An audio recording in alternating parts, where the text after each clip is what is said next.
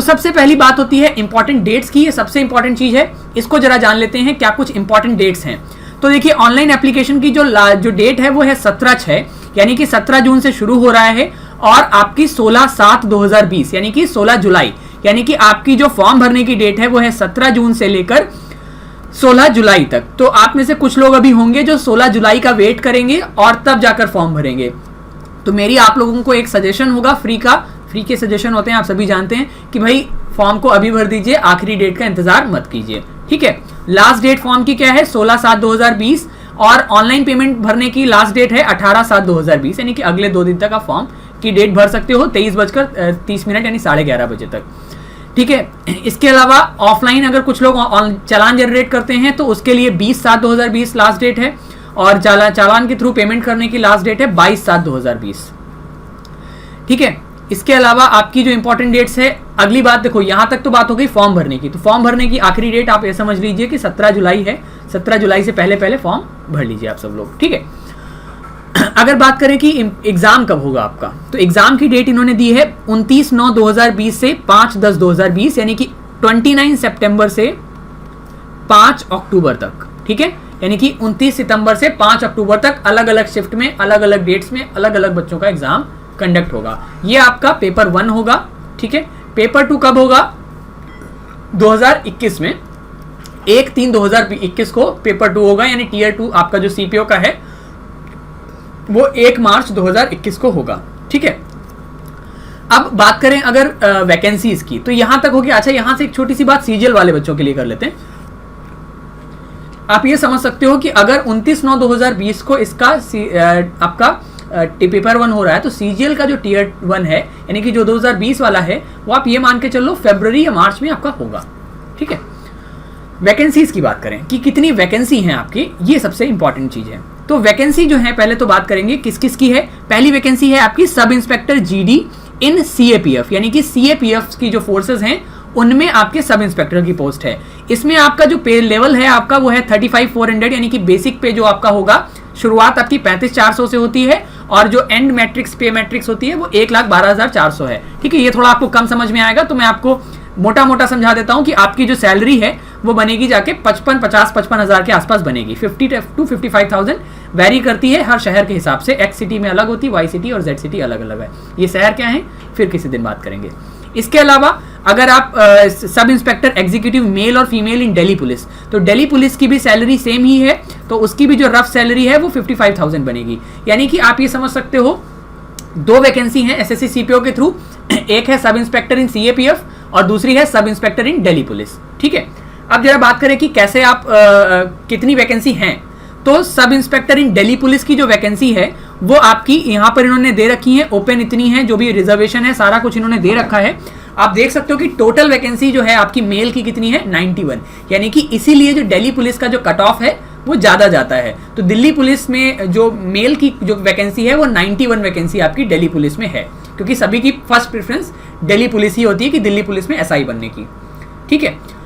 इसके बाद दूसरी जो आपकी वैकेंसी है वो सब इंस्पेक्टर इन दिल्ली पुलिस फीमेल के लिए, गर्ल्स के लिए है और इसके लिए इनके लिए 78 वैकेंसी है। तो दोज गर्ल्स जो थोड़ा फिजिकली एक्टिव हैं और इस तरीके की जॉब्स में इच्छा रखती हैं, ठीक ठाक हैं। 78 वैकेंसीज अच्छी खासी होती हैं, कंपटीशन आप में उतना ज़्यादा नहीं होता है, तो 78 वैकेंसीज अच्छी हैं। अगर आप थोड़ा फिजिकल हैं तो आप इसमें ट्राई अवश्य कर सकते हैं, ठीक है।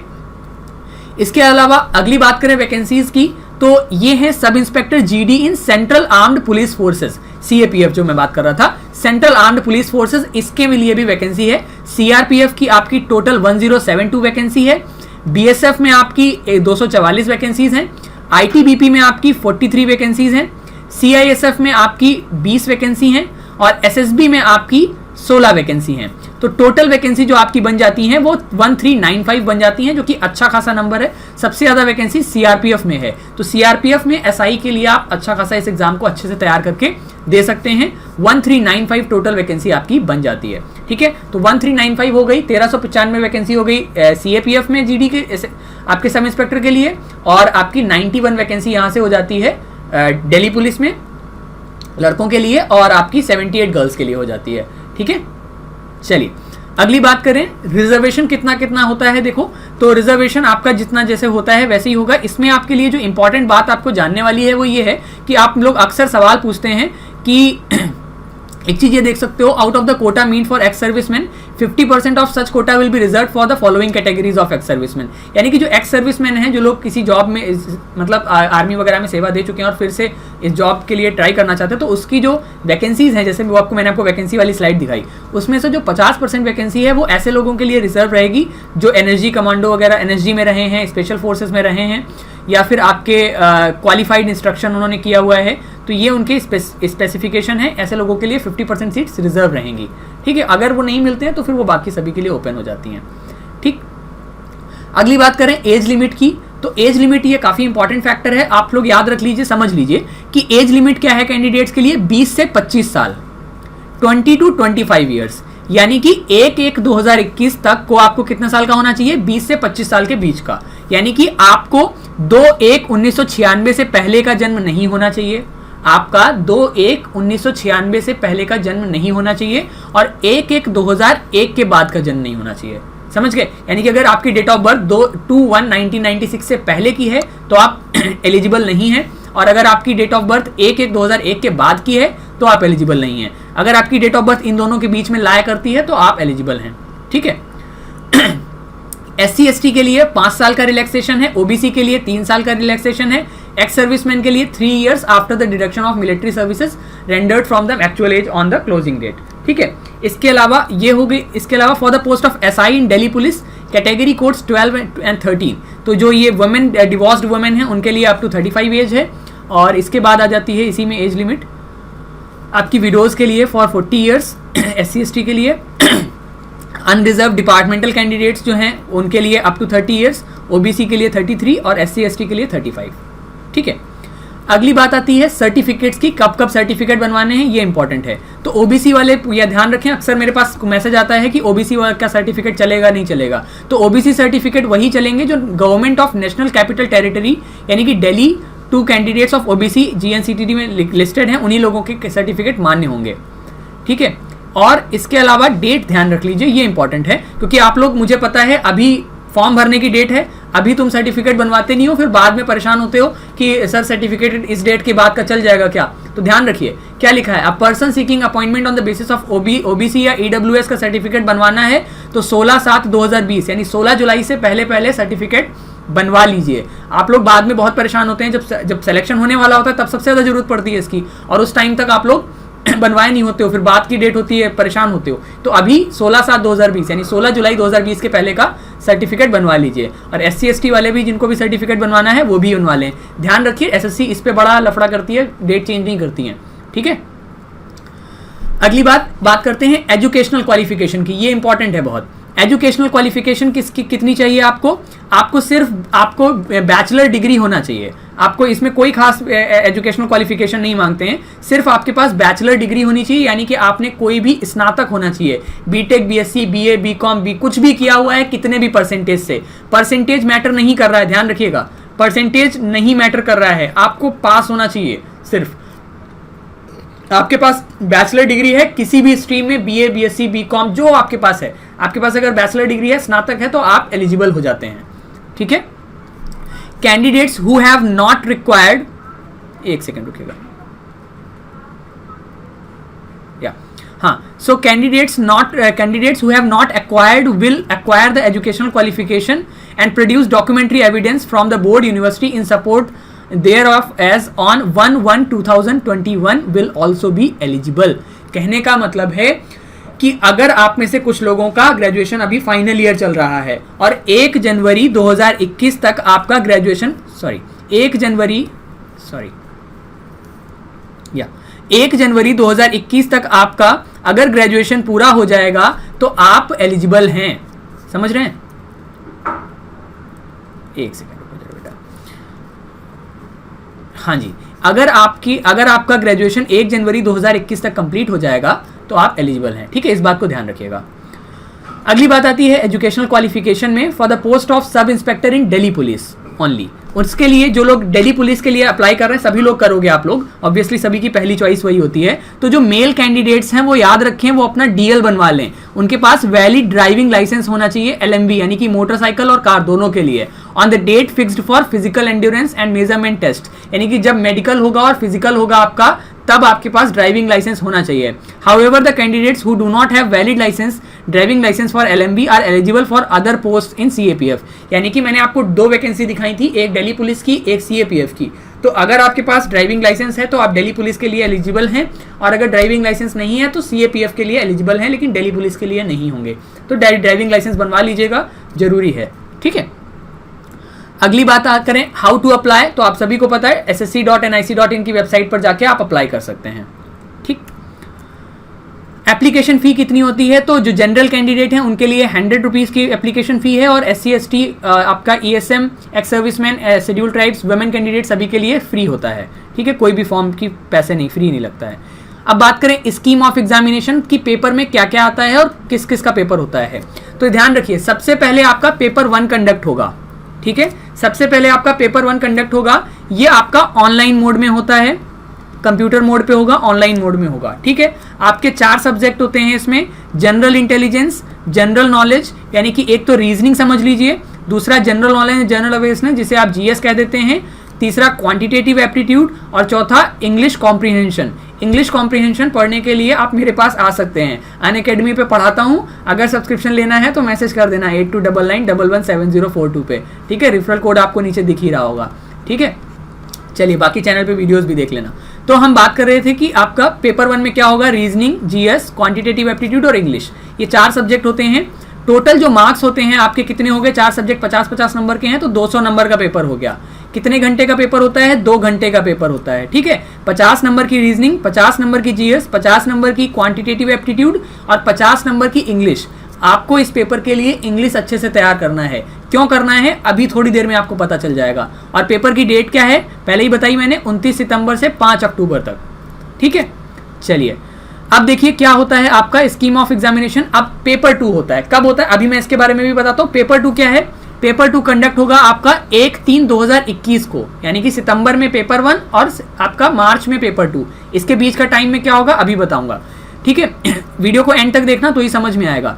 इसमें सिर्फ इंग्लिश आता है। अभी मैं कह रहा था ना कि इंग्लिश ज्यादा इंपॉर्टेंट है। क्यों इंपॉर्टेंट है, क्योंकि जो पेपर 2 है उसमें सिर्फ और सिर्फ इंग्लिश आती है, और 200 पे 200 नंबर की आती है, और 2 घंटे का पेपर होता है इसका। तो पेपर 1 में 4 subject, reasoning, GS, English, maths. Paper 2 में सिर्फ इंग्लिश 200 नंबर की। समझ गए। चलिए अब देखिए बात करें कि स्कीम ऑफ एग्जामिनेशन, इसके अलावा क्या है आपका जो टीयर 1, सबसे पहले क्या होता है आपका टीयर 1 होता है। ठीक है, जो पेपर 1 बताया मैंने। उसके बाद आपका फिजिकल टेस्ट होगा, तो सितंबर से मार्च के बीच में फिजिकल टेस्ट होगा। ठीक है, फिजिकल टेस्ट में क्या होगा अभी बात करेंगे। इसके बाद आपका टीयर 2 होगा, पेपर 2 होगा, जो कि मैंने बताया इंग्लिश का होगा, करेक्ट। और इसके बाद आपका हो जाता है मेडिकल। तो पेपर 1 हो गया, पेपर 2 हो गया, उसके बाद आपका हो जाता है मेडिकल। ठीक है, तो सबसे पहले पेपर 1 होगा, उसके बाद फिजिकल टेस्ट होगा, उसके बाद पेपर 2 होगा, और उसके बाद आपका मेडिकल होगा। समझ में आ गई बात, क्लियर है। चलिए अगली बात अगर करें कि स्कीम ऑफ एग्जामिनेशन में निगेटिव मार्किंग कितनी होती है, तो निगेटिव मार्किंग आपकी -0.25 मार्क्स की होती है, इससे ज्यादा की निगेटिव मार्किंग नहीं है। निगेटिव मार्किंग आपकी सिर्फ और सिर्फ 0.25 मार्क्स की होती है। ठीक है, क्लियर। तो 0.25 मतलब आपका 1/4 की आपकी निगेटिव मार्किंग होती है। ठीक है, सो निगेटिव मार्किंग भी है, इसका मतलब आपको ध्यान रखना है कि एग्जाम में हमें तुक्के नहीं मारने हैं। ठीक है, आप तुक्के मारोगे एग्जाम में तो ये आपका दिक्कत करेगा। ठीक है, तो एग्जाम में आपको तुक्के नहीं बिल्कुल भी मारने हैं। ठीक है, चलिए अगली बात करते हैं जरा, जस्ट अ सेकेंड, 1 सेकेंड रुकिएगा बस। हाँ, नेक्स्ट बात हो जाती है हमारी नॉर्मलाइजेशन की। नॉर्मलाइजेशन कैसे होता है, तो नॉर्मलाइजेशन जो है आपका marks scored by candidates in computer based examination will be normalised by using the formula published on this notice. तो नॉर्मलाइजेशन कैसे होता है, उसके लिए आई बटन पे क्लिक कीजिएगा, आपको एक वीडियो दिखेगा जिसमें मैंने समझाया हुआ है कि एसएससी सीपीओ में नॉर्मलाइजेशन होता कैसे है। तो नॉर्मलाइजेशन समझ में आ जाएगा। नॉर्मलाइजेशन इसलिए होता है क्योंकि अलग अलग शिफ्ट में पेपर होता है, तो सभी की जो डिफिकल्टी लेवल है वो अलग अलग होता है, इसलिए आपका सभी को नॉर्मलाइज किया जाता है स्कोर को, और इसलिए नॉर्मलाइजेशन होता है। तो इसका प्रोसेस क्या है पूरा मैंने इस वीडियो में समझाया हुआ है, देख लीजिएगा। ठीक, इसके अलावा अगली बात करें नॉर्मलाइजेशन की, तो हाँ, जो एनसीसी, जिन बच्चों के पास एनसीसी का सर्टिफिकेट है, 1/1/2021 तक का, उनको भी थोड़ा से एक्स्ट्रा मार्क्स मिलते हैं। जिनके पास एनसीसी सी सर्टिफिकेट है उन्हें 10 मार्क्स मिलते हैं, जिनके पास बी सर्टिफिकेट है उन्हें 6 मार्क्स मिलते हैं, और जिनके पास ए सर्टिफिकेट है उन्हें 4 मार्क्स मिलते हैं। समझ में आ गई बात आपकी? ठीक है। और जो आपकी फाइनल मेरिट लिस्ट बनती है, आपकी जो फाइनल मेरिट लिस्ट बनती है आपकी,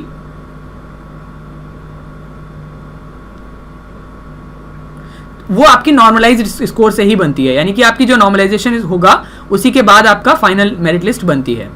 ठीक है, बात समझ में आ गई? यहां तक नॉर्मलाइजेशन समझ में आ गया। अगली बात करें फिजिकल स्टैंडर्ड्स, ये बहुत इंपॉर्टेंट है। देखिए एसएससी सीपीओ की अगर आप तैयारी कर रहे हैं तो आप फिजिकल स्टैंडर्ड्स को जरूर ध्यान दीजिए। अगर आप फिजिकल स्टैंडर्ड पे ध्यान नहीं देंगे तो आपको काफी दिक्कत होगी, क्योंकि जो ये एग्जाम है इसमें आपको पता है सेना में या पुलिस में जा रहे हो तो फिजिकल हमें फिट होना जरूरी है। तो क्या कुछ फिजिकल स्टैंडर्ड्स होंगे? पहले ही मैंने बताया, जो स्कीम ऑफ एग्जाम है मैंने क्या बताया आपको कि पहले टीयर 1, फिर फिजिकल टेस्ट, फिर पेपर 2। तो पहले टीयर 1 क्लियर करना है, फिर हमें फिजिकल टेस्ट देना है, और फिर हमें पेपर 2 में जाना है। तो पेपर फिजिकल में क्या क्या आता है, क्या क्या होता है देखिए। Male candidate except those listed at this और दिस, उनको मेल कैंडिडेट्स नॉर्मली आपकी जो हाइट है वो कितनी होनी चाहिए? 170 मीटर्स हाइट होनी चाहिए। ठीक है। और चेस्ट आपका अनएक्सपेंडेड होना चाहिए 80 और एक्सपेंडेड होना चाहिए 85। जो हिली एरियाज, जो इन पर्टिकुलर एरिया से लोग आते हैं उन लोगों के लिए हाइट 165 भी चलेगी और चेस्ट इतना होना चाहिए। जो लोग शेड्यूल ट्राइब से हैं उनके लिए हाइट इतनी होनी चाहिए और चेस्ट आपका इतना होना चाहिए। फीमेल कैंडिडेट्स के लिए चेस्ट मेजरमेंट नहीं होता है, हाइट आपका 157 होनी चाहिए, हिली एरियाज के लिए 155 और शेड्यूल ट्राइब्स के लिए 154। ठीक है। इसके अलावा बात करें वेट की, तो वेट आपका हाइट के अकॉर्डिंग सही सही होना चाहिए। इसके अलावा पीईटी होता है, फिजिकल एंड्योरेंस टेस्ट, यानी कि आपकी एंड्योरेंस, आपकी क्षमता चेक की जाती है। तो मेल कैंडिडेट्स के लिए 16 सेकंड में आपको 100 मीटर दौड़ना है, 6.5 मिनट में 1.6 किलोमीटर की रेस लगानी है, और 3 चांस मिलते हैं लॉन्ग जंप के लिए। 3.65 मीटर का आपको लॉन्ग जंप करना है। हाई जंप के लिए भी 3 चांस मिलेंगे, 1.2 मीटर का हाई जंप करना है। और शॉर्ट पुट होगा, यानी कि गोला फेंक होता है। 16 LBS 16 पाउंड का आपको गोला फेंकना होगा। 4.5 मीटर तक डिस्टेंस में 3 चांस आपको मिलेंगे। फीमेल कैंडिडेट्स के लिए 100 मीटर का रेस होगा 18 सेकंड में, 2 सेकंड एक्स्ट्रा मिल रहे हैं बस। ठीक है। और 100 मीटर रेस होगा 4 मिनट में, लॉन्ग जंप 2.7 मीटर और हाई जंप 0.9 मीटर का होना चाहिए। There shall be no minimum requirement of chest measurement for female candidates. ठीक है। रिलैक्सेशन मिलता है हाइट एंड चेस्ट में, as mentioned above will be permissible only on production of certificate in proforma as described in annexure 8। तो ये कुछ लोगों को ही रिलैक्सेशन मिलता है। आप इसके बारे में नोटिफिकेशन में डिटेल में पढ़ लेना, नोटिफिकेशन का लिंक डिस्क्रिप्शन में दिया हुआ है। ठीक है। तो सबसे पहले आपका पेपर 1 फिजिकल टेस्ट ये जो बताया, उसके बाद आपका पेपर 2। आपने तीनों क्लियर कर लिए तो आपका मेडिकल होगा। मेडिकल में क्या पूछते हैं? मेडिकल में आपकी बहुत इंपॉर्टेंट जो मैं बता रहा हूं ध्यान से समझिएगा। फॉर्म सब लोग भर देते हैं मैंने देखा है, लेकिन ध्यान दीजिए। आपकी आई साइट होनी चाहिए, minimum near vision should be N6 better I और वर्स आई। दो, जैसे क्या होता है कि हमारी दोनों आंखों में विजन अलग अलग होता है। एक आंख में हमेशा बेटर आई होती है, एक वर्स, यानी एक आंख में विजन अच्छा होता है, एक में खराब होता है। तो minimum distant vision should be 6/6 by better I और 6/9 बाई वर्स आई। मतलब एक आंख से 6/9 और एक आंख से 6/6 होना चाहिए। इसके लिए आप लोग अपने ऑप्टोमेट्रिस्ट यानी चश्मे वाले के पास चले जाना, वो आपको बता देगा आपका सही है या गलत है। ठीक है जी, बिल्कुल चेक करा लीजिए। और देखिए लिखा है without any correction like wearing glasses, चश्मे मेरे जैसे नहीं पहनने चाहिए, सर्जरी नहीं होनी चाहिए किसी तरीके की कोई भी, और right handed person the right I is better I and vice versa. Right handed person के लिए राइट आई जो है बेटर आई है, और जो लेफ्ट हैंडेड पर्सन है उसके लिए लेफ्ट आई बेटर आई है। समझ गए? तो आई साइट यानी कि चश्मे नहीं लगे होने चाहिए आपको। ठीक। इसके अलावा the candidate must not have knock knee. जिन लोगों ने एसएसबी वगैरह की तैयारी की है उन्हें पता होगा, फ्लैट फुट नहीं होना चाहिए, वेरिकॉज वेन नहीं होनी चाहिए, स्क्विंट आइज नहीं होना चाहिए, और they should possess high colour vision यानी कलर ब्लाइंडनेस नहीं होना चाहिए। They should be good in must be in good mental health, bodily health, free from any physical defect. किसी भी तरीके का फिजिकल डिफेक्ट नहीं होना चाहिए, likely to interfere in the efficient performance of the duties. ठीक है। इसके अलावा आपको ये जो मेडिकल स्टैंडर्ड है बहुत स्ट्रिक्टली होते हैं सीपीओ में, इसलिए मैं कह रहा हूं इनको ध्यान से समझिएगा जो लोग बहुत ही सीरियसली तैयारी कर रहे हैं। टैटू वाले, बहुत सारे लोगों ने टैटू बनवा रखा होगा, तो टैटू सिर्फ स्पेशल किस तरीके से अलाउ होगा इसको समझ लीजिए। टैटू में कोई रिलीजियस सिंबल होगा तो ही अलाउ होगा, या फिर वो टैटू जो इंडियन आर्मी फॉलो करती है, अलाउ करती है। लोकेशन आपकी होनी चाहिए traditional sides of the body like inner aspect of four arm, यानी कि आपके फोर आर्म में हो सकता है यहाँ पर, but only left four arm, सिर्फ लेफ्ट हाथ में होना चाहिए, राइट में नहीं होना चाहिए। And being non saluting limb, सिर्फ उस हाथ में हो जो जिससे आप सैल्यूट नहीं करते हो। And dorsum of the hands will be allowed. समझ में आ गई? तो टैटू जिन लोगों के लिए है वो लोग इसको थोड़ा ध्यान से पढ़ लें कि उनका टैटू सही जगह है या नहीं, क्योंकि काफी लोग टैटू बनवा लेते हो फिर ये पूछते हैं, मेरे पास क्वेश्चन आता है। ठीक है, size must be less than 1/4 of the particular part, यानी कि आपके जो भी हैंड है जो भी है उसके कंप्लीट पार्ट के 1/4 हिस्से तक में ही टैटू होना चाहिए। ठीक है, मेडिकल स्टैंडर्ड्स आपके टैटू से इससे रिलेटेड मैंने आपको बता दिया। Alright, so we have talked about everything, जो भी चीजें आपको पता होनी चाहिए इस फॉर्म को भरने से पहले हमने सारी चीजों के बारे में बता दिया। पेपर कब होगा, पेपर में क्या आएगा, कौन कौन से सब्जेक्ट पढ़ने हैं, सारी चीजें मैंने आपको बता दी हैं। स्ट्रेटेजी से रिलेटेड चीजें वीडियो और बाकी चीजों के वीडियो में आपको इसी चैनल पे जल्दी प्रोवाइड करूंगा। अगर आपको ये वीडियो पसंद आया और सारी जानकारी अगर आपको लगता है कि मिल गई है तो आप इस वीडियो को लाइक कीजिए, ऑल्सो शेयर कीजिए। अगर अभी भी आपकी कोई क्वेरी रह जाती है तो आप कमेंट सेक्शन में पूछ सकते हैं कि सर ये चीज़ मुझे नहीं समझ में आ रही, मैं उसका जवाब कमेंट में दे दूंगा। और इसके अलावा वीडियो को प्लीज़ शेयर कीजिए। अगर चैनल को सब्सक्राइब नहीं किया है तो सब्सक्राइब कीजिए। वर्ड पावर में ADZ की पूरी समरी जो है वो बनी हुई है यहाँ पर ऑलरेडी, तो आप उसे प्लेलिस्ट में जाकर चेक कर सकते हैं, आई बटन पे क्लिक करके चेक कर सकते हैं। तो चैनल को सब्सक्राइब करिए। मिलते हैं अगले वीडियो में, तब तक के लिए goodbye, take care and have a good day. Thank you so much.